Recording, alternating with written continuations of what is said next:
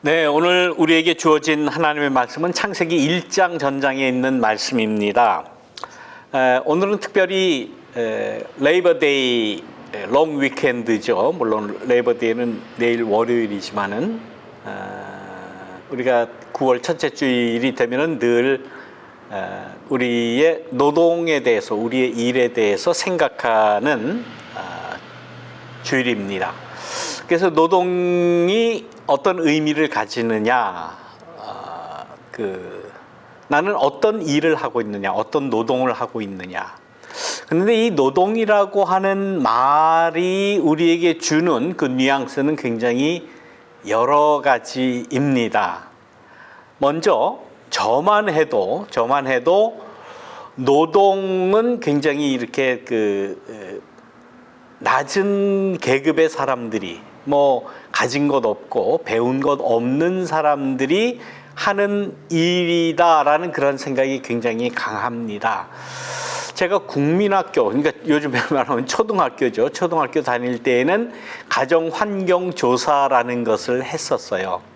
네, 그 중에는 아버지의 직업이 뭐냐라는 그런 조사를 하는데, 담임 선생님이 제가 다닐 때는 대개 한 60명 내지 한 75명 정도의 아이들이 한 반이었습니다. 그러니까 굉장히 많았죠. 그 베이비 부모 세대이기 때문에. 근데 그 조사를 요즘같이 컴퓨터가 있어서 온라인으로 혹은 이렇게 간단하게 하질 않고 애를 다 앉혀놓고 이렇게 손들게 해서 조사를 했습니다. 그래서 예를 들면 집에 혹은 냉장고 있는 집 손들어, 테레비 있는 집 손들어, 이렇게 조사를 했었어요. 그러다가 이제 그 아버지 직업을 물어봅니다. 그래서 아버지 직업이 뭐냐라는 것을 이렇게 장사하는 아버지 손들라고 그러고, 혹은 학교 교사 등등 여러 가지 직업이 많지 않습니까? 물론 지금보다는 그 종류가 그렇게 많지는 않지만, 제가 초등학교 1학년부터 4학년 때까지는 굉장히 그 당시에는 대한민국에서 가장 좋은 학교를 제가 다녔어요. 국민학교를. 그것도 시험을 쳐서 들어갔습니다. 제가 아직도 기억하는 게, 제가 곧 초등학교 입학시험을 볼 때의 경쟁률이 13대 1이었던 것을 제가 아직도 기억을 합니다. 그 이유는 대한민국의 최고의 사람들의 자녀들이 다니는 학교를 제가 다녔어요. 언젠가 한번 제가 말씀을 드렸지만은, 제가 초등학교 때의 최고 권력자였던 박정희 대통령의 아들도 저와 같이 학교를 다녔고, 그 당시 국무총리였던 정일권 씨 딸도 같이 다녔고, 그 당시에 중앙정보부장이었던 김형욱 씨 딸도 저랑 같이 다녔고, 지금도 아직 살아계시죠. 이어령 씨라고, 이어령 교수의 딸도 바로 제 짝이었습니다. 국민학교 1학년 때부터 4학년 때까지. 그러니까 그 학교에서 그 생활 환경 조사할 때는 그 아버지 직업이 정말 화려했습니다. 그 당시에 국회의원집 애들은 이렇게 별로 이렇게 쳐주지 않을 정도로 고위 직종을 차지하는 사람들의 자녀들이 다니는 학교였어요. 경제계는 말할 것도 없고요. 또 사법계도 말할 것도 없고, 그 당시 대법원장이었던 조진만 씨였나요? 그 아들도 이제 같이 다니고, 아무튼 그런 학교였습니다. 그런데 제가 저희 아버님의 이제 사업이 이렇게 좀 잘 안 돼가지고 그 학교를 도저히 다닐 수가 없어서 동네 학교로 4학년 말, 그것도 한 11월 달인가 12월 달인가, 그러니까 4학년까지는 그 좋은 아주 비싼 학교를 다니다가 실제적으로는 5학년, 6학년 2년간을 이제 동네 학교로 전학을 왔습니다. 성북국민학교. 지금 성북동 그러면 굉장히 좋은 그러한 동네지요. 그러나 그 성북동을 잘 아는 사람들은 그렇게 이야기하지 않습니다. 정말 지금도 그 성북동에는 최고의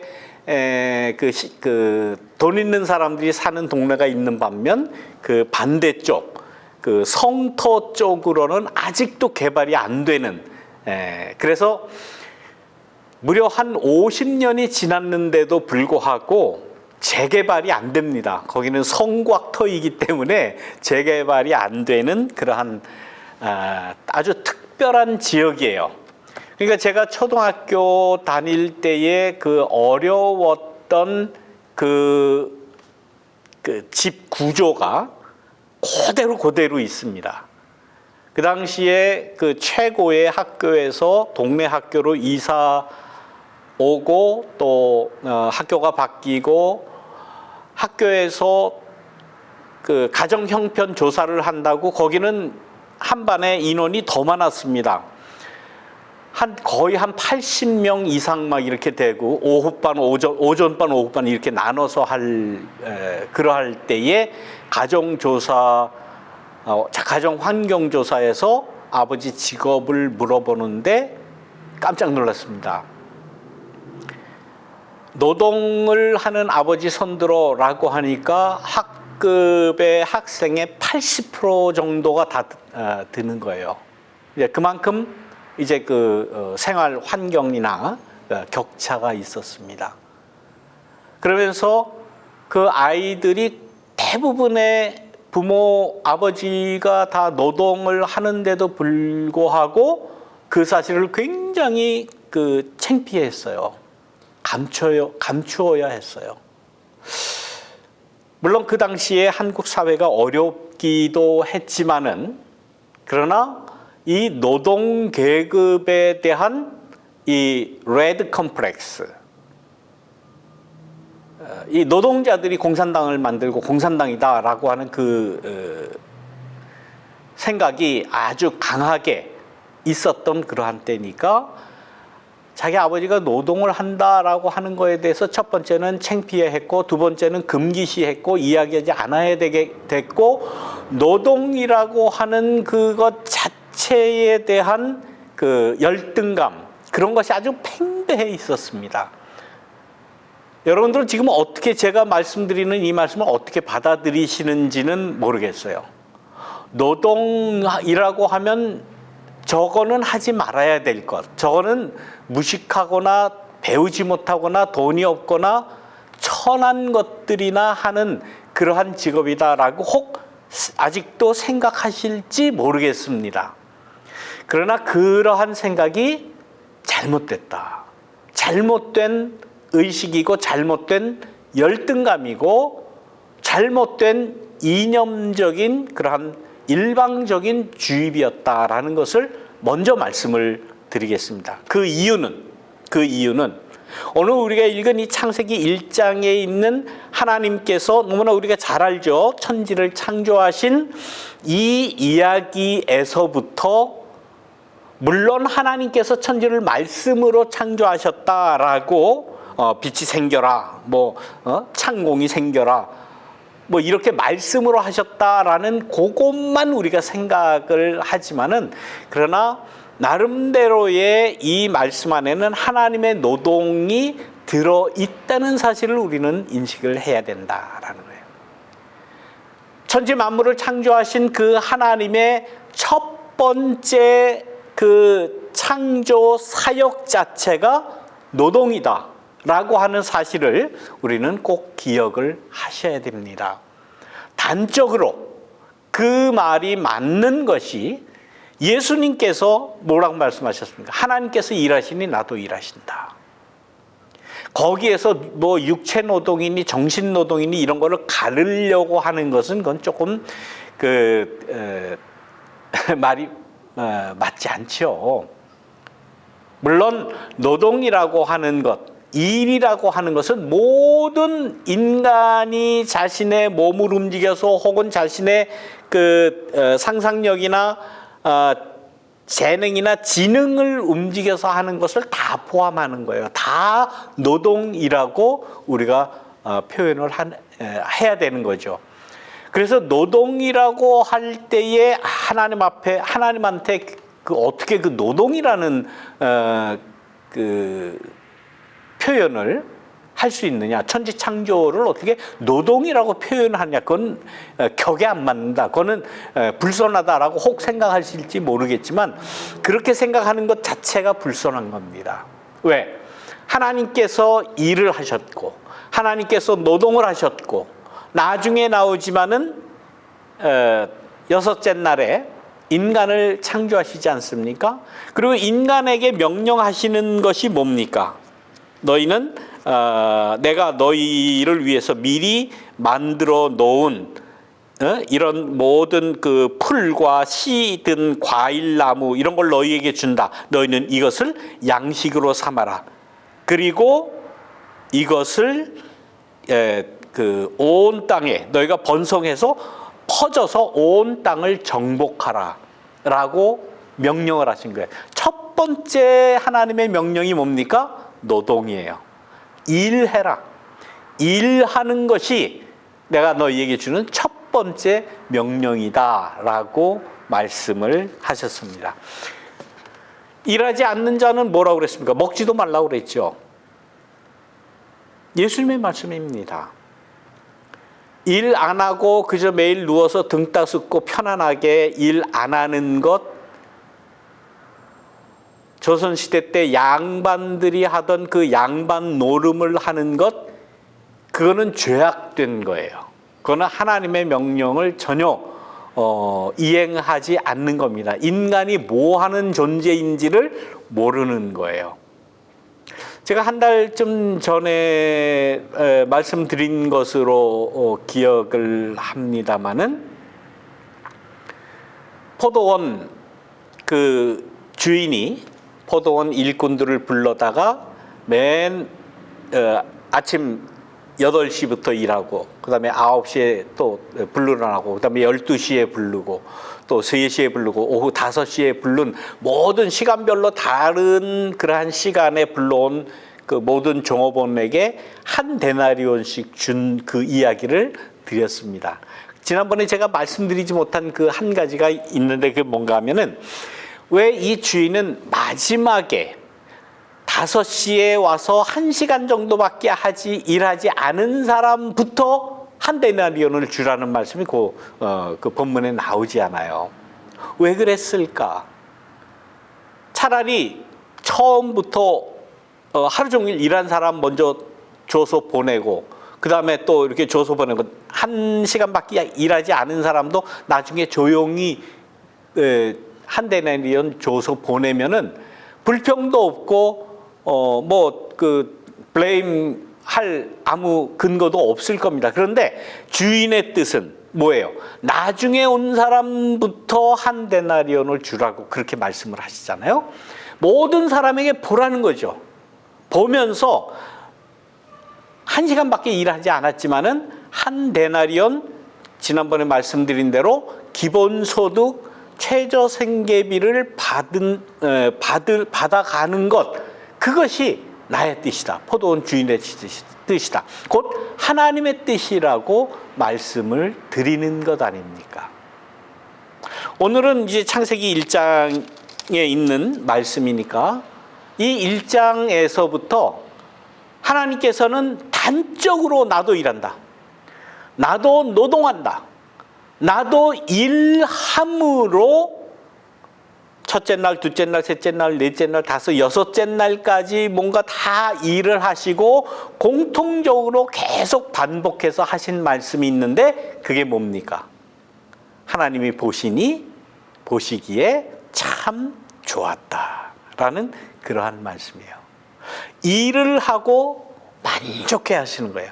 좋았다, 이 정도면 잘했다, 이렇게 말씀을 하시는 것이 창세기 1장에 나옵니다.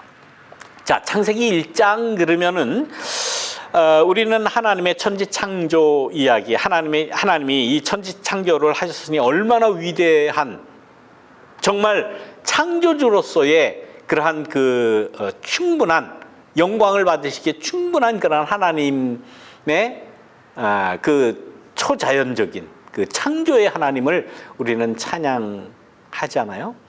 그런데 이 말씀을 보고서 하나님의 노동, 하나님도 노동을 하셨고 하나님께서도 일을 하셨다라는 이야기는 거의 잘 안 하는 것 같아요. 저도 그런 설교를 들어보지는 못한 것 같습니다. 그러나 하나님께서는 일을 하신 거예요. 일을 하신 것뿐만 아니라 여섯째 날까지 계속 그 일하시고 노동하신 것을 이야기하시면서 그 결과, 일한 결과 만족해 하시는, 보시니 참 좋았다, 아름다웠다. 물론 여러분들 요즘에는 이 대기 오염이 심해서 밤에 그 하늘의 별들이 보이질 않습니다. 물론 낮에 해는 보이지만은 밤에 그 별들이 얼마나 많고 그 얼마나 많은 별들을 바라볼 때의 그 아름다움을 아마 거의 모르실 거예요. 저는 이렇게 사진 찍는 그런 것을 좋아하기 때문에 제가 장난이 좀 심하죠. 예, 데스밸리 같은데 전혀 인간이 켜놓은 이러한 전기불, 인공적인 전기불이 없는, 그야말로 밤에는 하늘에서 비치는 달빛과 별빛만 바라볼, 빛이라고는 그 하늘에서 내리는 빛밖에는 없는 그러한 곳, 그 데스밸리 깊은 사막 그 안에 들어가서 이제 별 사진을 찍은 경우가 있습니다. 그때에 여러분들 잘 아시지만 데스밸리가 엄청 덥습니다. 약 한 120도, 130도도 막 올라갑니다. 밤에도 그렇습니다. 그래서 그 별 사진을 찍기 위해서 밤에 한 3시쯤, 4시쯤 그 데스밸리에 도착을 하면 그야말로 지나가는 차도 없고 아무런 빛이 없고 하늘에서 내리는 그 별빛만 바라볼 수밖에 없는데, 차에서 잠깐 나가서 하늘을 바라봤을 때의 그 놀라움이라고 하는 것은 이루 형용할 수가 없어요. 어떻게 표현을 해야 될지를 모르겠습니다. 모든 하늘이 별로 꽉 차 있어요. 그야말로 빈 공간이 요만큼도 없을 정도로 꽉 차 있습니다. 이런 표현을 아마 상상하시지를 못할 겁니다. 그러면서 한편 막 두려움이 느껴졌습니다. 저는 저 별이 이렇게 쏟아져 떨어질 것 같은 그러한 그때 받았던 충격은 이루 말할 수가 없어요. 정말 아름답습니다. 그래서 저도 한번 우주 여행을 할 수 있는 기회는 아마 안 생기겠지만 상상을 해보면 한번 가보고 싶어요. 우주에서 그 우주를 바라보면, 혹은 스페이스에서 지구를 바라보면 과연 어떤 모습일까? 물론 사진으로는 많이 있지만은 직접 보는 거하고 같겠습니까? 하나님께서 그 모든 그 창공에 해와 달과 별과 창공에 있는 그 우주를 만드셨을 때에 보시니 참 좋았다. 야, 좋다. 라고 하신 그 하나님의 그 심정을 내가 얼마나 이해할 수 있을까? 아마 100분의 1도 이해하지 못할 거예요. 다시 말하면 오늘 제가 진짜 드리고 싶은 이 말씀은 뭔가 하면은, 일한 후에 만족했던 하나님, 그 하나님의 만족을 내가 만족할 수 있을까? 나도 그 만족을 맛볼 수 있을까? 나도 그 만족의 그 기쁨의 그 깊이와 그 크기를 나도 좀 한번 경험하며 깨달으면 어떻겠는가? 단순합니다. 하나님께서 우리에게 명령하신 내 일을 하고 내가 만족한다면 어느 정도 그 하나님의 만족에 우리가 다가갈 수 있지 않겠나라고 생각을 해요. 내가 하는 일, 내가 하는 노동, 내가 하는 계획해서 이룬 그 일에 대한 만족을 여러분들 느껴보셨습니까? 깨달아 보셨습니까? 만끽해 보셨습니까? 그런 사람이 얼마나 있을까요? 나름대로 다 노동하는데, 나름대로 일하는데, 그것이 육체 노동이건 정신 노동이건 어떤 직업이건 어떤 그 잡이건 간에 그 일을 하고서 이 정도면 만족하다. 나는 만족해. 라고 느낀 적이 있습니까? 평생. 한 번이라도. 대부분 그러한 만족을 이야기하는 사람을 저는 별로 그렇게 보질 못했어요. 지금 생각해도 난 내가 하는 일에 만족해. 내가 해놓은 일을 보니 참 좋아. 라고 이야기했던 사람이 기억이 안 납니다. 지금. 기억이 안 나요. 그만큼 인간은 누구나 자기가 하는 일에 대한 만족도가 굉장히 떨어진다는 거예요. 만족을 못해요. 또 자부심을 갖지 못해요. 자랑스럽게 내놓지를 못해요. 마치 자기 아버지의 직업이 노동이라고 부끄러워하고 감추려고 했던 그 어린 시절의 어린이들의 그 모습이 단지 그때의 어린 애들이 가지고 있던 그런 열등감이 아니라 모든 사람이 대부분 그런 것 같아요. 다행히 나는 만족한다. 나는 자랑스럽다. 내가 보기에 내가 한 일에 대해서 자부심을 갖는다라고 스스로 생각하신다면 그거는 정말 칭찬드리고 정말 그 박수를 쳐드리고 인정을 하고 정말 그렇게 돼야 되지 않겠나. 근데 그렇게 되지 못한다고 하는 사실이에요. 그러면 우리가 내가 하는 일에 대해서 만족하지 못한다면 왜 그럴까? 그 이유가 뭘까? 이유가 뭘까? 뭐 반드시 이유가 있을 것 아닙니까? 만족해하는 사람도 더러 있어요. 만족하다고 생각하는 그러한 사람들도 더러 있어요. 예, 뭐 제 말씀을 제 예를 들어서 민망하기는 하지만 제가 하는 이 목회라고 하는 것은 어느 정도 그래요. 설교 말씀을 정말 그 진심을 담아서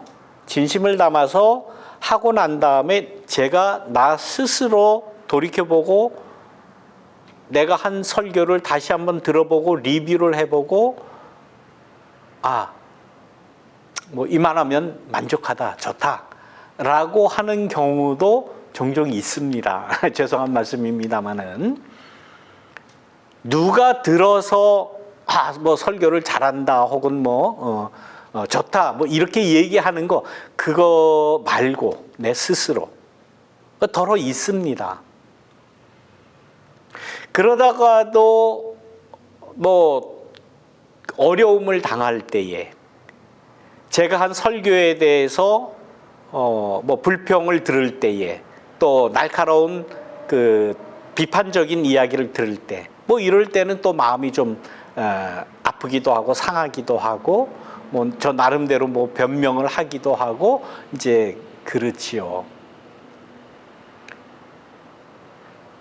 우리가 내가 한 일에 대해서 만족하다, 만족하지 못한다 하는 이 편차는 굉장히 들쭉날쭉합니다. 심해요.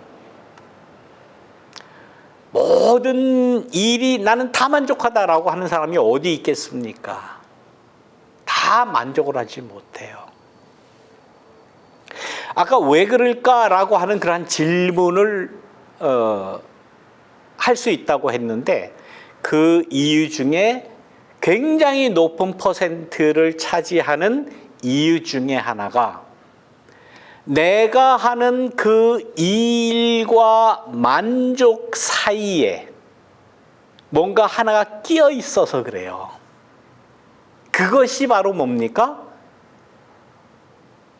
역사적으로 볼 때, 성경적으로 볼 때도 그 중간에 내가 하는 일과 내가 한 일을 보니 좋았다, 만족한다라고 하는 그 노동에 대한 어떤 가치나 일에 대해서 만족하지 못하는 그 중간에 자본이라는 게 끼어들기 때문입니다. 자본. 결국 돈이에요. 난 이만큼 일하는데 내가 일한 만큼 일한 만큼 그 대가를 내가 받나? 라고 생각할 때에 억울할 수밖에 없어요. 내가 월급을 받고 1급을 받고 뭐 일당을 받고 주급을 받고 돈을 받고 일한다고 할 때에 내가 하는 일은 내가 받는 그 금액, 그 월급, 주급, 1급, 일당, 뭐 시간당 요 액수보다 훨씬 더 많은 일을 해 주어야 그거를 받을 수밖에 없기 때문이에요. 그렇지 않습니까? 누가 어느 주인이 나를 일을 시키는 나에게 월급이나 일당을 주는 사람이 10불어치 일했으니까 넌 10불만 받아가 라고 이야기하는 그 이야기 안에는 나에게 10불보다 훨씬 더 많은 일을 시키고 10불만 주는 거죠. 그렇지 않습니까? 예, 그래야 일 시키는 사람도 뭐 어느 정도 남죠. 중간에 자본이라고 하는 것, 돈이라는 것이 끼어들기 때문에 내 노동이 자랑스럽지 못하고 그 가치를 나 자신도 인정을 하지 못하고 일하는 것만 생각하면 짜증이 나고 힘들고 언제 이 구속에서 내가 해방될 수 있을까라고 자기의 한 일에 대해서조차 평가하는 겁니다. 그래서 우리가 열등감을 갖는 거예요. 그래서 예수님께서는 나중에 1시간밖에 일을 하지 않은 사람에게 하루 종일 일하는 사람들과 똑같은 가치의 한 데나리온을 주겠다라고 하신 그 말씀의 참 의미는 바로 그것입니다. 어느 누구도 자기의 노동에 소외되면 안 된다. 노동의 가치에서, 노동의 그 절대적인 그 신성함에서 불이익을 당하면 안 된다라고 하는 말씀이 바로 그 말씀이에요. 노동은 하나님도 하셨어요. 일은 하나님도 하셨어요. 예수님은 그것을 지금 강조하십니다. 하나님께서 일하셨고 나도 일하고 당신들도 일을 하는데 그 일의 가치, 그 일의 신성함에 대한 존중이 있어야 된다. 그 중간에 끼어들 수밖에 없는 그 자본, 그 돈의 문제, 내가 받는 월급, 1급, 주급의 문제, 이거 참 우리를 힘들게 합니다. 내가 이거밖에 안 돼? 이거밖에 못 받아? 내가 이거 가지고 살아야 돼? 이거 가지고 어떻게 살아? 늘 평생 그 걱정을 하면서 살아가는 인간의 이 현실은 하나님의 뜻은 아니라는 거예요. 경제라는 것이 뭡니까? 정치, 경제라는 것이 뭡니까? 그것의 격차를 최소한 줄여가는 것, 이 노력을 정부가 해야죠. 노사 합의에 의해서 그 격차를 줄여가는 것, 그래서 노사 합의가 중요한 것이고 더 나아가서 그 노동의 신성함과 가치를 위해서 투쟁하는 것, 이것은 인정이 돼야 된다는 거예요. 여러분들 노동자들이 뭐 데모를 한다, 스트라이크를 한다 그러면은 먼저 인상부터 찌푸리지 않습니까? 저것들 저거 빨갱이다. 저것들 하려는 일이나 하지 않고 저런다. 그렇지 않습니다. 하나님께서 일하셨으니 나도 일한다. 하나님께서 하신 그 노동의 가치를 나도 충분히 그 신성함을 인정한다고 할 때에 우리의 삶이 편안해지고 하나님의 그 영광에, 하나님의 창조에 우리가 가까이 갈 수 있다 하는 그러한 말씀입니다. 하나님께서 주신 이 노동의 축복, 만족의 축복, 우리 모두가 함께 누리시기를 주님의 이름으로 축원합니다. 우리 말씀을 기억하시면서 우리 함께 기도드립니다.